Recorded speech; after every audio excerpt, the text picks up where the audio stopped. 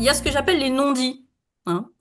Ce que je vous disais tout à l'heure, hein, on est amoureux, l'amour suffit, en tout cas l'amour va tout abattre, les difficultés, puisque l'amour n'a pas de frontières, hein. Puis à partir du moment où on a une valeur commune, eh bien il suffira de mettre quelques arrangements au quotidien et tout ira très bien puisqu'on se respecte, hein.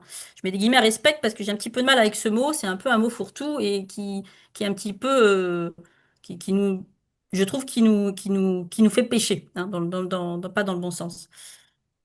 Et donc, comme je vous disais, hein, l'amour est indispensable, hein, c'est pas la question, mais la question, c'est la réalité du quotidien, déjà, dans un premier temps, et puis ensuite, cette réalité avec Dieu, qu'on verra après.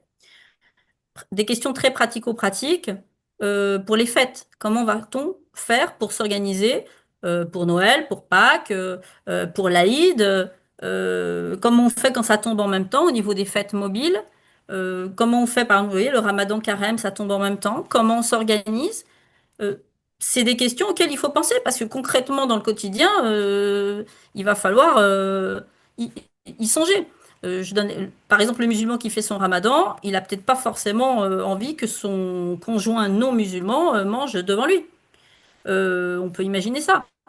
On peut imaginer le conjoint musulman qui fait sa prière avec ses ablutions, sa prière, etc. Il y a des codes, il y a des règles. Si madame, je prends l'exemple classique, mais ça peut être le contraire, hein, madame passe devant monsieur qui vient de faire sa prière, ça annule la prière. Voilà, c'est des petites choses qu'il va falloir penser au quotidien. Encore une fois, c'est pas un CDD, le mariage, normalement.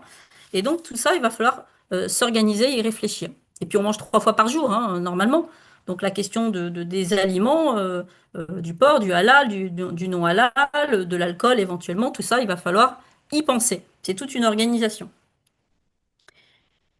Et puis justement, comment on va s'organiser avec nos amis aussi, hein, les amis des deux côtés, hein, j'entends, hein, ceux qu'on fréquente, certains ne voudront plus nous fréquenter aussi. Enfin voilà, il faut anticiper aussi tout ça.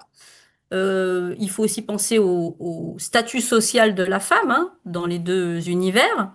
Ça, c'est un point important. Alors aujourd'hui, dans notre société occidentale, ça va. Mais si on va, par exemple, dans la famille traditionnelle, qui est même en France, hein, j'entends même pas celle du pays, hein, mais il va falloir quand même connaître les codes. Je pense à un couple, justement, donc franco-tunisien, un très bon couple, hein, chacun avait décidé de... Ils pratiquaient pas plus que ça, voilà, donc ça se passait plutôt bien. Et donc ils partent en Tunisie parce qu'ils sont invités à un mariage. Et là, en fait, arrivés sur le lieu du mariage, eh bien, les hommes et les femmes étaient séparés. Donc madame se retrouve avec des inconnus, hein, par définition, puisqu'elle connaissait personne.